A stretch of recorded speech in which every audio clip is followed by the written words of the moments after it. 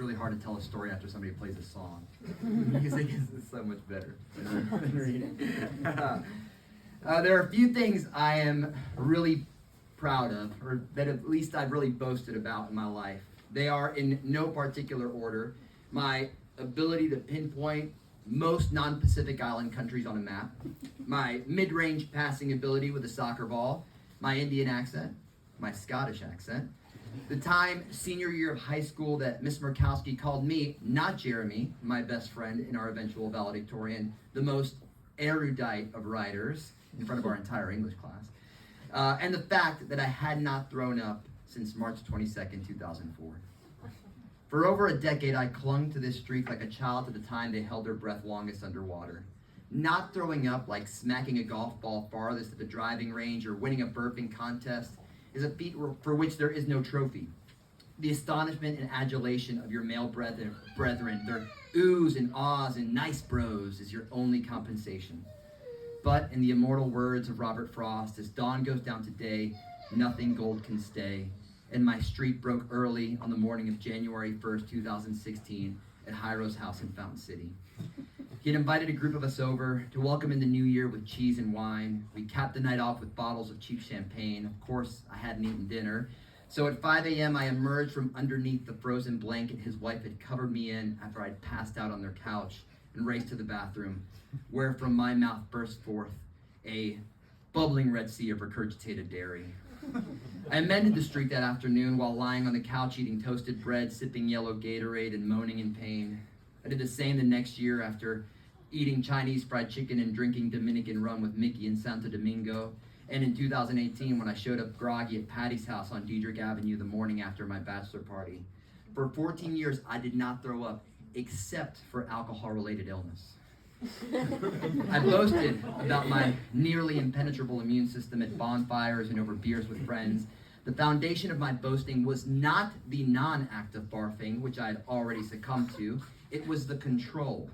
If I vomited, it was only because I bypassed my own security system and opened the door to the thief myself, not because they had snuck their way inside my bedroom under the cover of night.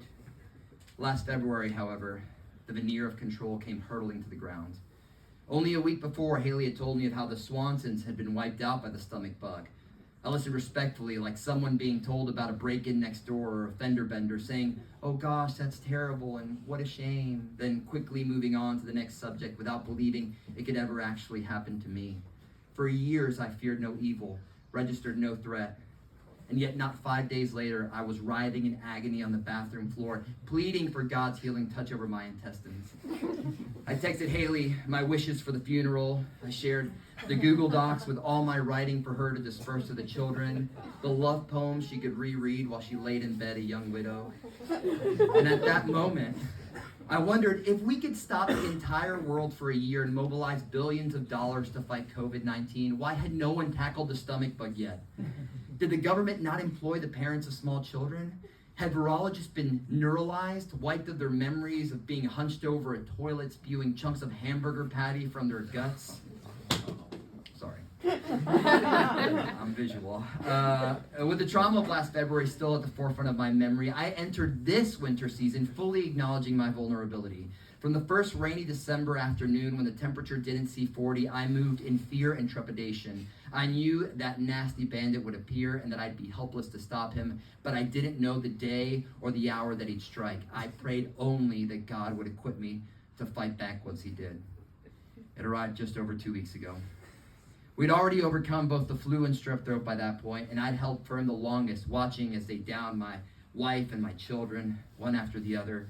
And then Leviathan descended, relentlessly tearing through my body, leaving me nauseous, empty, and unable to walk more than 10 feet without having to race back to the bathroom.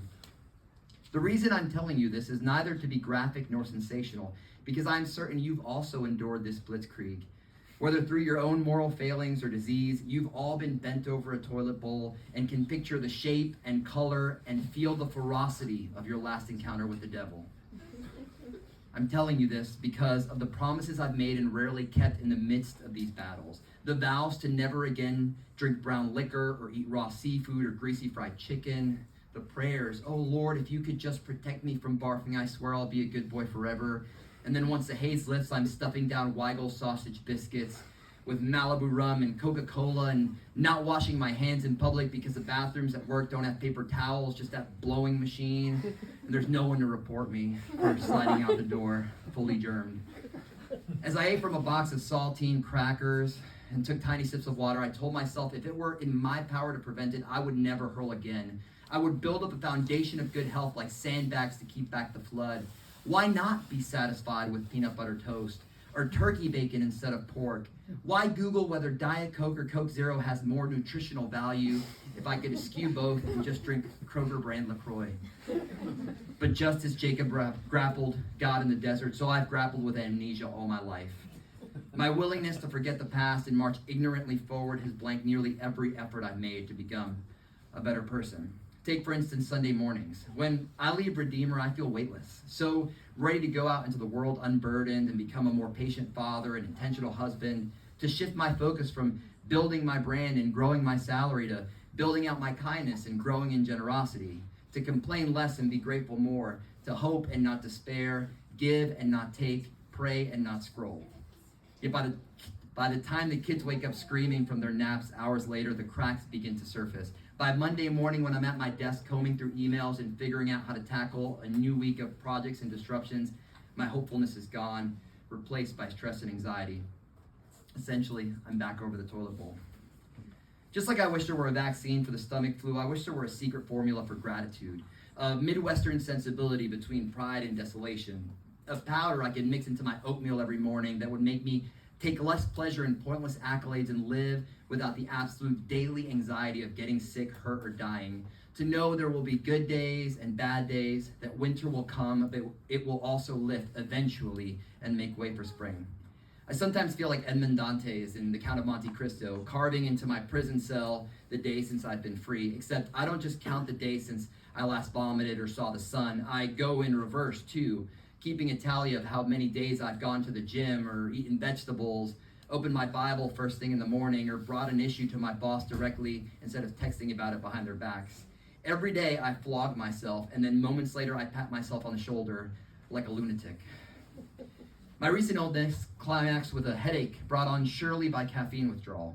I usually drink 2 cups of coffee every morning and at least a third in the afternoon, but for 2 days I had avoided it, knowing it would only pass right through me. And in the midst of my thumping pain, I told myself I would no longer be dependent on caffeine or anything for that matter. I'd wean myself from my addictions, no matter how harmless they might seem, so I never again capped the stomach bug off with a migraine. Of course, I haven't done that, because I'm a hypocrite. And maybe that's the lesson I've been trying to absorb, the hypocrisy of my human nature. I'm amazed at times by the dependencies we justify so that we don't have to go through the brutal process of self-discipline, the contradictions, caffeine over heroin, Big Macs over brown liquor. I am the obese preacher who rails against the soullessness of America while flying in a private jet to preach in countries whose people I will never let across our borders. There was a banner I saw at an elementary school classroom once: awareness is key. I'm certainly trying to be more aware of my words as much as my actions, and to know that things in my life may go well just as they may go wrong, that I will succeed just as I will screw up, that I will string together streaks of feet just like I will crumble, hunched over a toilet bowl, texting Haley not to come inside because I've crapped my pants. She screenshotted that last one and sent it to her friends. And I laughed, knowing that like time, illness passes, humiliation passes. I tell myself not to get so wrapped up in today's troubles that I lose hope for tomorrow, not to hope so deeply for tomorrow that I forget all I've been promised is today, right here with all of you, so that I make every effort, even when I'm literally empty or literally covered in excrement, to lift my head to the toilet handle and flush.